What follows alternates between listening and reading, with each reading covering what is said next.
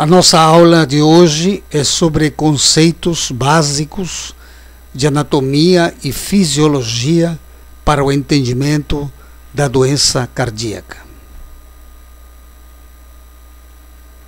Iniciaremos pela anatomia aplicada nesta primeira fase. Na grande maioria dos mamíferos superiores, o coração fica exatamente no meio do tórax, de tal forma que o ventrículo direito fica do lado direito do indivíduo, ou no caso do mamífero, e o lado esquerdo do lado esquerdo, ou seja, contralateral ao direito. Mas no ser humano, o coração ele vai sofrer uma rotação horária, olhando por baixo do diafragma, num corte transversal por baixo do diafragma. Ele olha por baixo, então existe um corte, uma rotação horária, de tal maneira que o coração, a face anterior do coração, ela se volta para a região lateral esquerda. Olhando de perfil, vemos que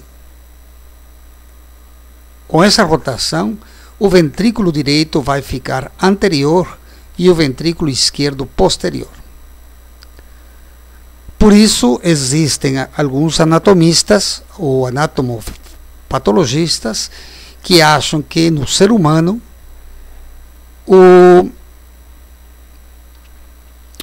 a verdadeira denominação do ventrículo direito deveria ser ventrículo anterior e o ventrículo esquerdo de ventrículo posterior. Aqui nós temos uma vista ampliada, né, destas duas câmaras ventriculares, mostrando realmente a anteriorização do ventrículo direito em relação ao esquerdo. Aqui num corte transversal observamos as duas câmaras cardíacas e já observamos uma diferença fundamental, principalmente no que diz respeito à espessura das paredes dos dois ventrículos. No esquerdo, como se nota, existe uma espessura relativamente grande, né? De certa forma reacional, fisiologicamente, devido à pós-carga que é muito maior no sistema circulatório periférico em relação ao pulmão, que é de baixa resistência. Então a musculatura é bastante desenvolvida. Aqui nós temos, né, uma amostra bem clara, como a cavidade aqui nota-se relativamente pequena, né, está em sístole, os músculos papilares, e enquanto que o ventrículo direito, a parede do ventrículo direito, ela é mais fina, né, e a musculatura, existe uma trabeculação muito grande, né. É um ventrículo que não está adequado ou preparado fisiologicamente para suportar cargas de pressão, mas ele tem uma capacidade muito grande para sobrecargas de volume. Normalmente, então, esta seria uma conformação básica,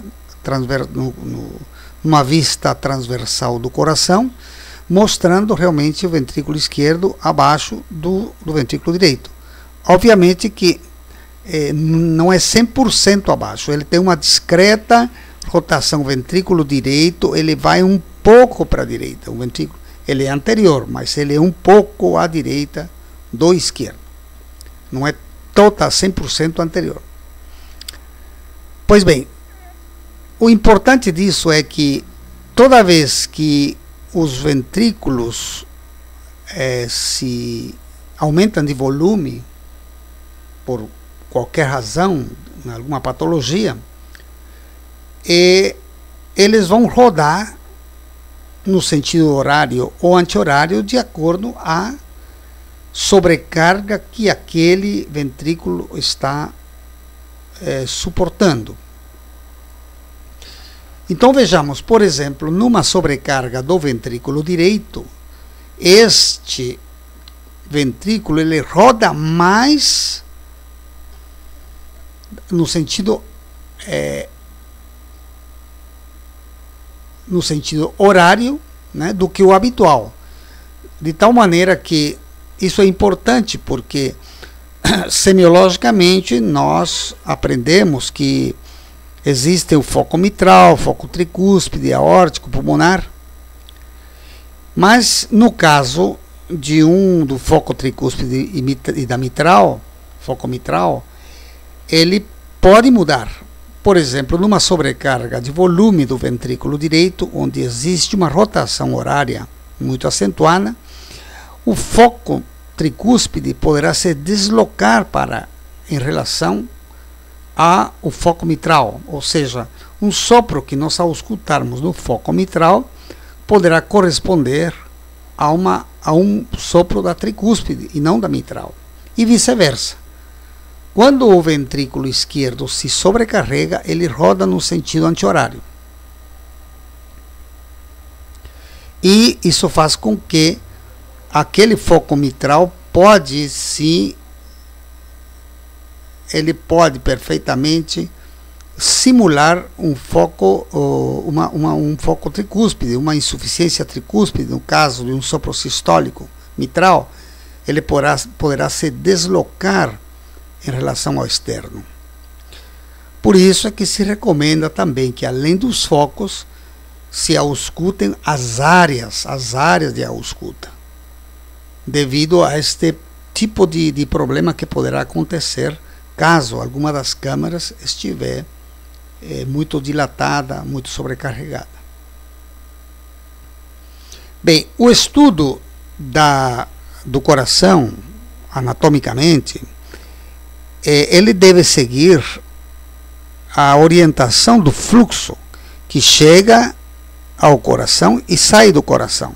Por exemplo, o sangue venoso, ele chega ao átrio direito, vai para o ventrículo direito, do ventrículo direito vai para a artéria pulmonar, da artéria pulmonar vai para o pulmão, do pulmão volta para o átrio esquerdo, do átrio esquerdo para o ventrículo esquerdo, e do ventrículo esquerdo sai para a aorta. Então, é nesse sentido que os cortes anatômicos, o estudo da cardiopatia deve ser realizado. Então, aqui nós vemos um corte, né, longitudinal do átrio direito. Né? Isso permite visibilizar adequadamente as paredes, principalmente a parede do átrio que separa o átrio direito do átrio esquerdo, ou seja, o septo interatrial. Nós já podemos verificar que no meio se observa uma depressão, que nada mais é do que a fossa oval, que é o remanescente do forame oval, que foi fundamental na vida intrauterina para haver trocas de fluxo do átrio direito para o átrio esquerdo.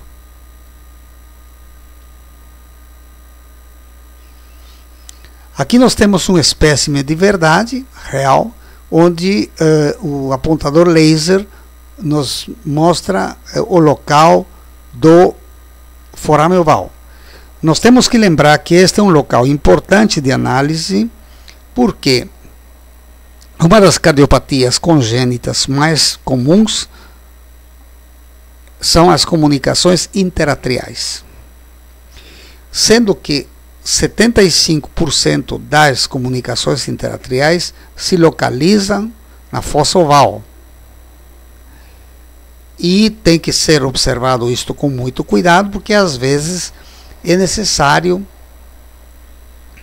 forçar um pouquinho com estilete para verificar se não existe uma pequena solução de continuidade. Caso existir, nós denominamos isso de forame oval permeável. O forame oval permeável em si não é uma cardiopatia ou não é uma alteração que leve a distúrbios hemodinâmicos significativos. O indivíduo poderá passar a sua vida toda, né, com um forame oval permeável que ninguém sabia que tinha, né? Foi diagnosticado ou apenas num estudo de imagem, como por exemplo o ecocardiograma, ou então pós-mortem. E o indivíduo não tem absolutamente nada, não tem sobrecargas de câmaras, não tem nenhuma repercussão hemodinâmica. No entanto, existem descrições na literatura que apontam que indivíduos que têm forame oval permeável, ou seja, FOP, eles têm uma possibilidade de apresentar com uma maior incidência de fenômenos tromboembólicos.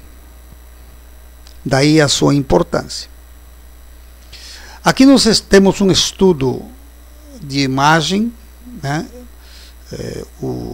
de um ecocardiograma, onde por via subcostal ou subxifoidea observa-se os dois átrios, anteriormente o átrio direito, inferiormente o átrio esquerdo, e temos aqui uma linha correspondente ao septo interatrial, né, que aparentemente, pela visão que nós temos aqui, ele está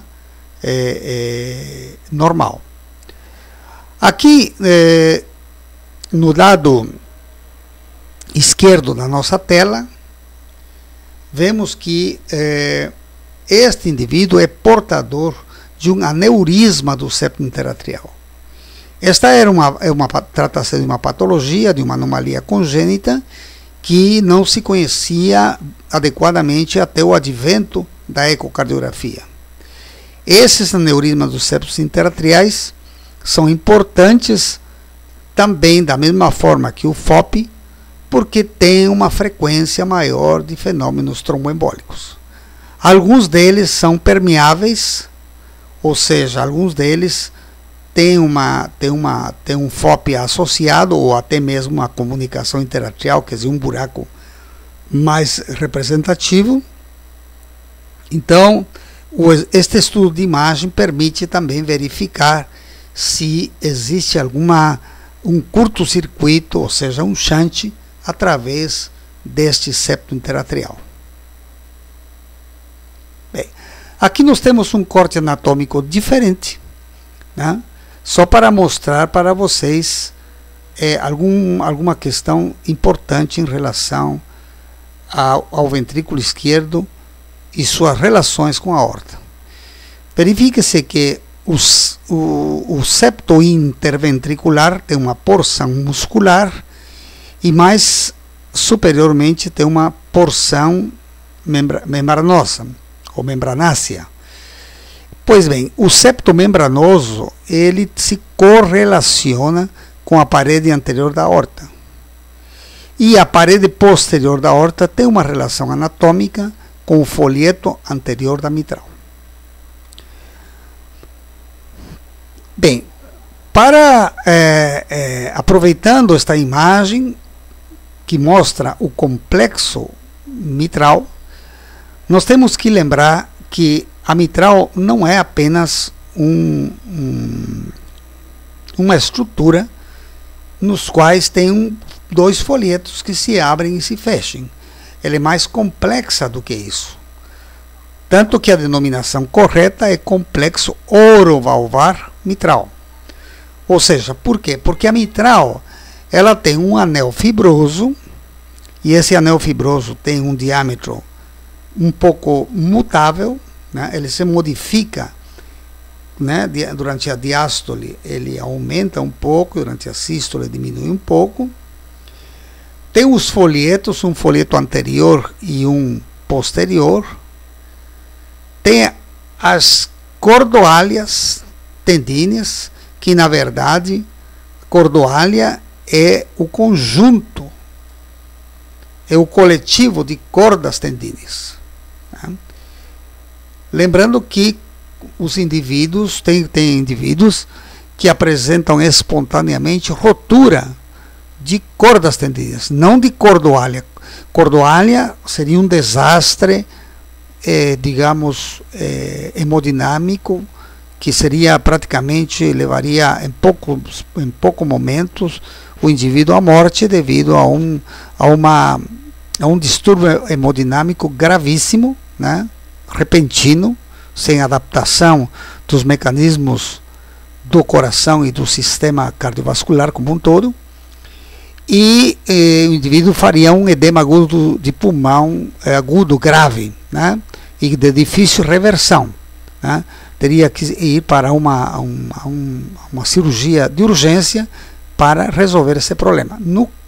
No que acontece mais frequentemente, rotura de uma ou duas ou três cordas tendíneas.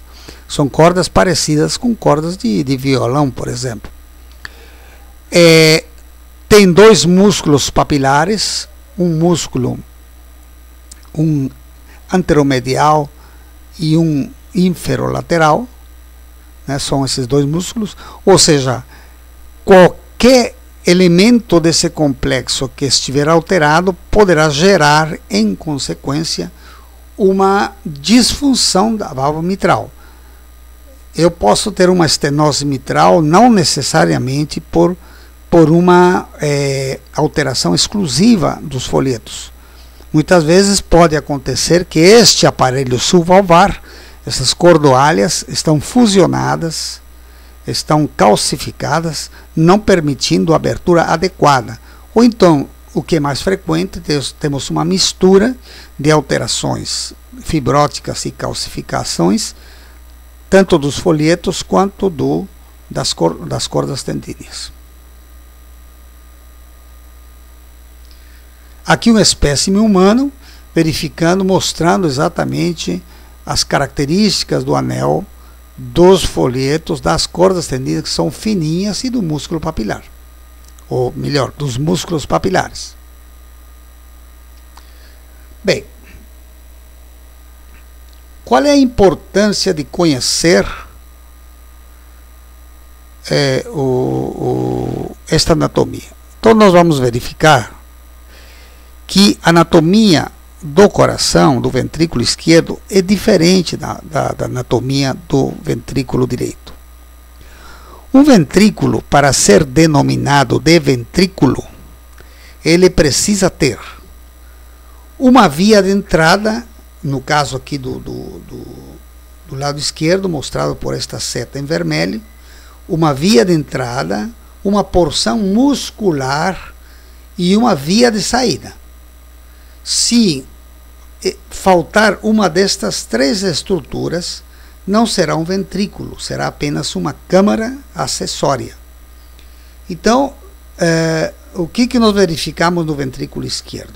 Que praticamente a via de entrada e via de saída ficam em paralelo, né? Então, estão muito próximas uma da outra. Ao passo que no ventrículo direito já é uma estrutura diferente. Vejam que temos o ventrículo direito, a via de entrada, a porção muscular e a via de saída, que é mais longa, né? Praticamente desta curva, né, quando ele sobe, que é chamada, aqui tem uma banda muscular denominada de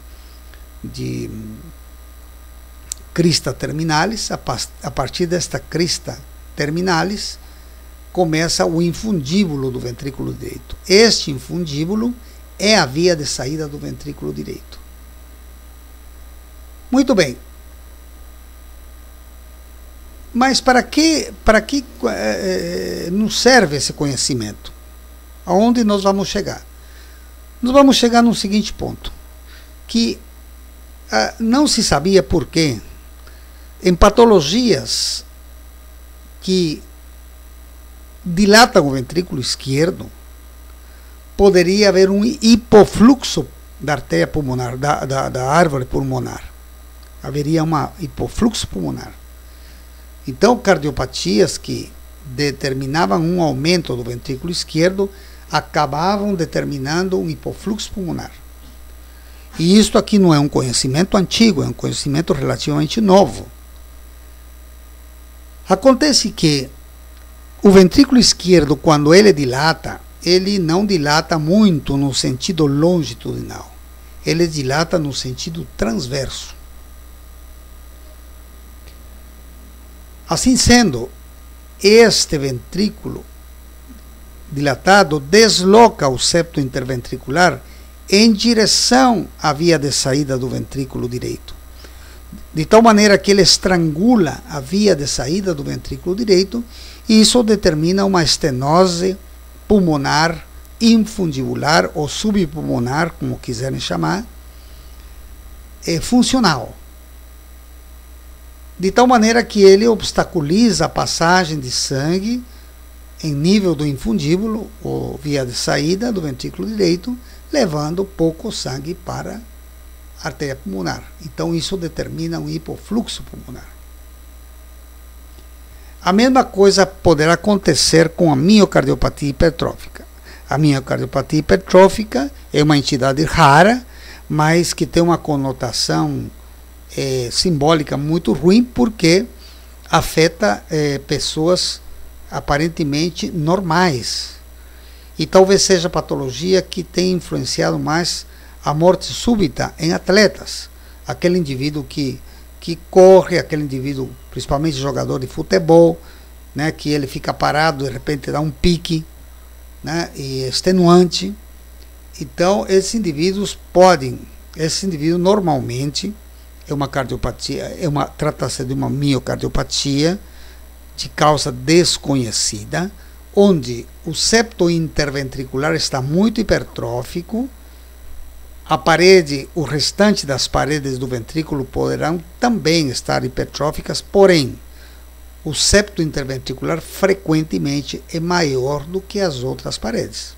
Então, é uma miocardiopatia, aliás, é uma hipertrofia assimétrica, e que normalmente ela faz o quê? Ela faz obstrução na via de saída do ventrículo esquerdo, né? Então, quando o indivíduo se exercita, a cavidade ventricular diminui, porque o indivíduo está com taquicardia. Então, durante a taquicardia, o volume ventricular é menor, o débito se mantém normal, às custas de uma frequência cardíaca maior, mas o tamanho do ventrículo acaba sendo menor. Então, este septo interventricular, que ele é muito grande, ele faz uma saliência na via de saída e acaba obstruindo o fluxo, levando a uma estenose subaórtica, né? E este indivíduo poderá ter uma síncope e associada à arritmia, e que leva à morte este tipo de atleta. Mas o septo interventricular, como ele está muito hipertrófico, muitas vezes esta hipertrofia está um pouco mais direcionada para a via de saída do ventrículo direito.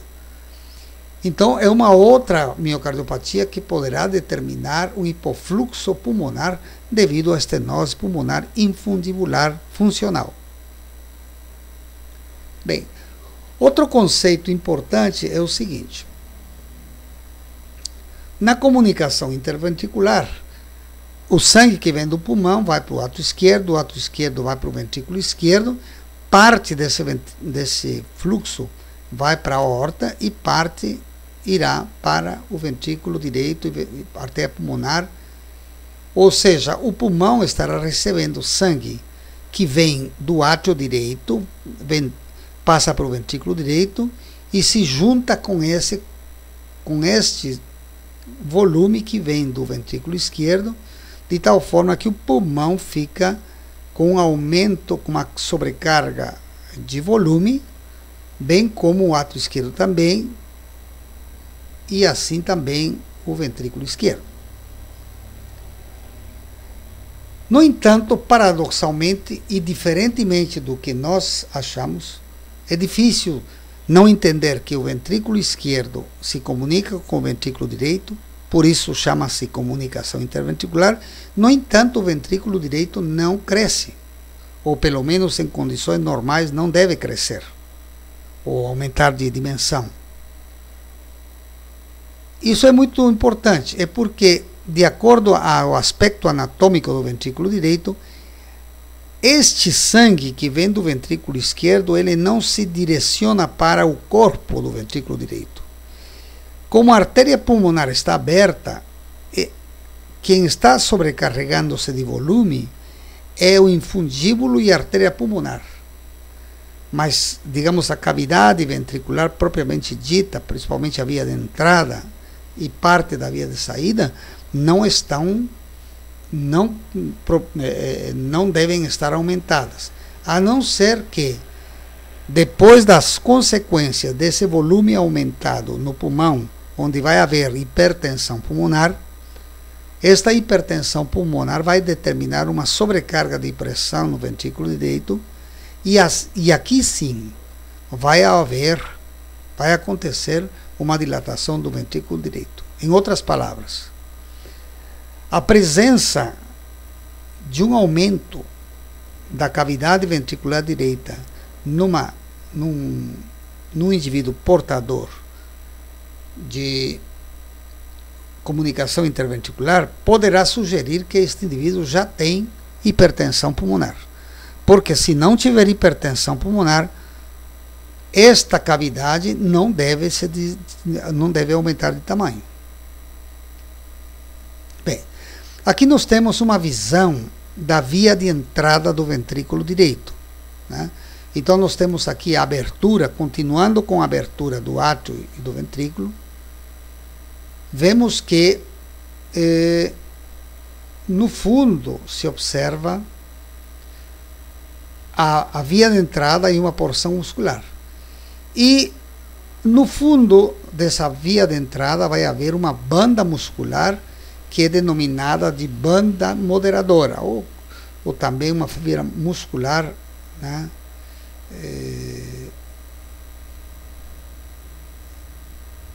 que tem essa denominação, mas o nome, assim, denominação moderna é de banda moderadora. Aqui nós temos, né, esta banda, também denominada de septo marginal, mas que denominação, insisto, atual é de banda moderadora. Ela define o final da via de entrada do ventrículo direito. Bem, aqui nós temos um corte denominado 4 câmaras, onde nós temos aqui as cavidades do átrio direito, a cavidade do átrio esquerdo, ventrículo esquerdo, átrio direito e ventrículo direito. E vamos observar que o ventrículo esquerdo tem um formato de elipsoide, né? Uma elipse aqui, formato de elipse. Então ele é um elipsoide, também denominado de elipsoide de revolução.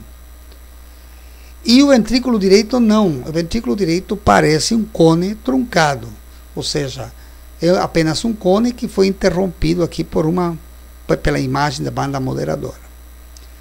Aqui nós temos um eco bidimensional em movimento, mostrando exatamente o formato anatômico desse ventrículo esquerdo e o formato anatômico deste ventrículo direito, onde observamos a banda moderadora. Aqui nós temos esse corte de 4 câmaras, visto de cabeça para baixo, e aqui nós vamos mostrar uma visão, mostrar uma entidade também congênita, né, que também de recente aquisição, e nós não temos ainda totalmente a compreensão exata do que isso representa. Então vejam que aqui do lado esquerdo temos o ventrículo esquerdo, com esse formato que eu disse de elipsoide. Temos o ventrículo direito com a banda moderadora, mas aqui vemos uma banda, né, muscular transversa, que é denominada de falso tendão. Pois bem, este falso tendão, até o momento, se desconhece a gênese ou patogênese dos falsos tendões. Tem estudos que tentam apontar, isso não está claro na literatura, que ele poderia explicar algumas arritmias, poderia estar explicando alguns sopros mal definidos, enfim. Mas realmente nós não temos nenhum tipo de ação a ser realizada diante desses falsos tendões, a não ser aguardar, né, publicações científicas, trabalhos que definam o que isso representa, se é apenas uma variação da normalidade ou se é uma patologia mesmo. Bem, outra patologia, isso que já faz parte, das miocardiopatias, já foi classificada dentro do grupo das miocardiopatias, é o coração, é o ventrículo esponjoso, né, que no caso é também denominado de não compactado. Então vejam, durante o desenvolvimento, principalmente o ventrículo esquerdo, o ventrículo direito, como já falamos, ele é mais trabeculado, né? E vemos que o ventrículo esquerdo não tem nada no seu interior. Agora, neste caso aqui, à esquerda, vamos verificar que ele parece que tem uma trabeculação excessiva, né? Isto realmente é anormal. Claro que se a quantidade de músculo não compactado não for muito grande, não terá nenhuma repercussão hemodinâmica significativa. Agora, tem muitos miocárdios não compactados que ocupam boa parte do ventrículo esquerdo e que realmente determinam uma disfunção ventricular esquerda. Então faz parte, como disse, do grupo das miocardiopatias, o miocárdio não compactado.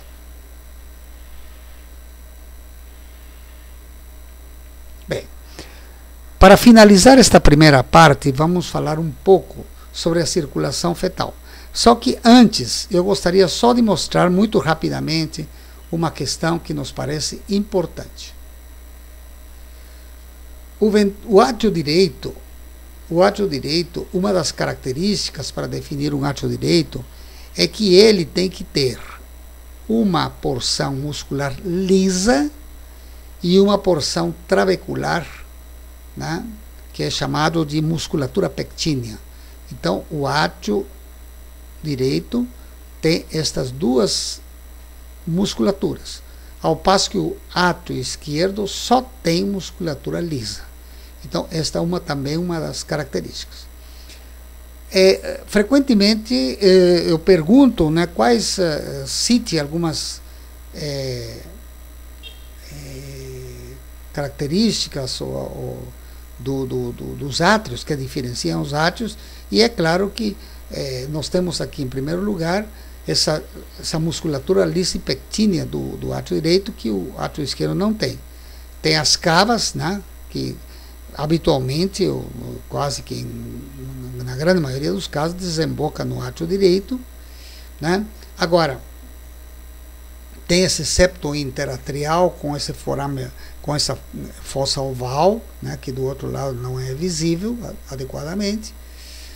Agora, já alguns me falam, não, e tem a tricúspide. Não, a tricúspide e a mitral fazem parte dos seus respectivos ventrículos. As válvulas atrioventriculares, ou seja, a mitral e a tricúspide, se formam junto com os ventrículos e não com os átrios. Pois bem, então vamos à circulação fetal. A circulação fetal, nós diríamos que faz parte das maravilhas da hidráulica, né? Ou, se quiserem, da engenharia de tráfego, o que vocês quiserem falar, ou mecânica de fluidos, enfim. Por quê? Porque nós sabemos que em condições normais, ou habituais melhor, o sangue fetal se oxigena na placenta. E este sangue oxigenado, claro que ele não é 100% saturado, né? Ele tem uns 70%, 80% de saturação apenas, mas o suficiente para a vitalidade fetal, para manter a vitalidade fetal. Pois bem, este sangue arterializado vem pela veia umbilical, entra no abdômen e através do duto venoso, que aqui no caso está fora, né? Ele está fora do fígado, na verdade ele está nas entranhas do fígado, né? Se nós quisermos dissecar, fazer uma exposição desse tipo desse duto, nós vamos destruir o parênquima hepático. Aqui, para efeitos de ilustração, o duto venoso está fora. Pois bem, através do duto venoso, o sangue arterializado vai para a veia cava inferior, a veia cava inferior entra e aqui nós temos um remanescente, ou melhor, temos uma válvula chamada de válvula de Eustáquio, ou válvula da veia cava inferior. E esta válvula direciona esse fluxo, esse jato, para o forame oval. Por quê? Porque para a natureza interessa que este sangue vá para o átrio esquerdo, do átrio esquerdo para o ventrículo esquerdo e do ventrículo esquerdo para a aorta. Por quê?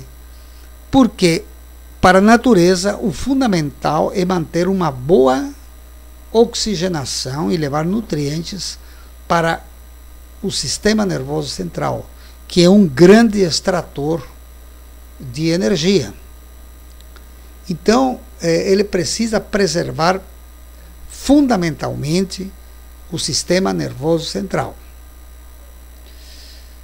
E, obviamente, que a reboque vai o coração, porque esse sangue também, de certa forma, vai, de certa forma não, ele vai, durante a diástole, ele se dirige para as coronárias, para perfundir o coração. Ou seja, os dois órgãos prioritários para a natureza é o sistema nervoso central e o próprio coração, que atua como uma bomba.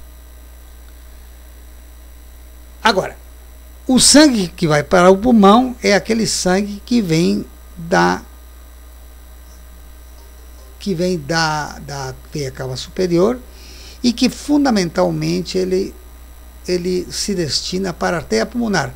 Mas para isso, ele passa como se fosse uma cachoeira por cima do jato que vem inferior, que é da veia cava inferior. Ou seja, este sangue que não é tão arterializado, né, quase venoso, né, ele vem e passa por cima. Por isso eu digo que é uma das maravilhas da hidráulica, porque você junta dois fluxos relativamente diferentes em termos de saturação de oxigênio e que sofrem uma mistura quase que imperceptível. Pois bem, este sangue vai para o tronco da artéria pulmonar e do tronco da artéria pulmonar ele se dirige para as artérias pulmonares, mas muito pouco, porque o ventrículo, os pulmões estão colabados, e ele, através de uma continuação, que é o duto arterial, que tem comunicação com a aorta, então ele se destina a perfundir toda a periferia. Então, os órgãos periféricos são irrigados através deste sangue que vem do ventrículo direito. Em outras palavras, o ventrículo direito, durante a época da gestação, ou seja, intraútero, é o ventrículo direito. O ventrículo bomba é o ventrículo direito, o ventrículo esquerdo não. Isso tem uma conotação clínica muito poderosa ao nascimento. Existe uma patologia que é um estreitamento da aorta, principalmente depois ou quase na confluência do duto arterial. E esta estenose vai elevar a pressão à montante da estenose. Só que esta pressão não se transmite para o ventrículo esquerdo, se transmite para o ventrículo direito. De tal maneira que estas crianças, ao nascimento, poderão apresentar um aumento da espessura, uma hipertrofia ventricular direita, devido a essa coartação da aorta. E tudo isso se deve ao fato de que tudo isto aqui aconteceu intraútero. E como o forame oval costuma fechar, o forame oval não, o conduto arterioso costuma fechar às 5 ou 15 horas do nascimento, se este indivíduo com coartação da aorta fechar essa artéria, esse conduto arterioso, a pressão subitamente vai se transmitir para o ventrículo esquerdo, que ele estava despreparado. Ele não foi preparado gradativamente para uma sobrecarga de pressão. Então ele entra em falência, e uma das causas de insuficiência cardíaca no recém-nascido é o fato de um fechamento espontâneo, um fechamento do conduto arterioso na presença de uma coartação da aorta. Com isso, finalizamos a primeira parte do nosso estudo da anatomia e fisiologia aplicada à clínica.